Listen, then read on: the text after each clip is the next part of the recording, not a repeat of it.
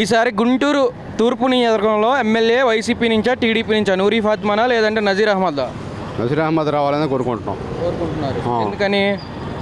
ముసవాళ్ళ అభివృద్ధి ఏముంది? ఏం అభివృద్ధి అడుగుంది ఏముంది?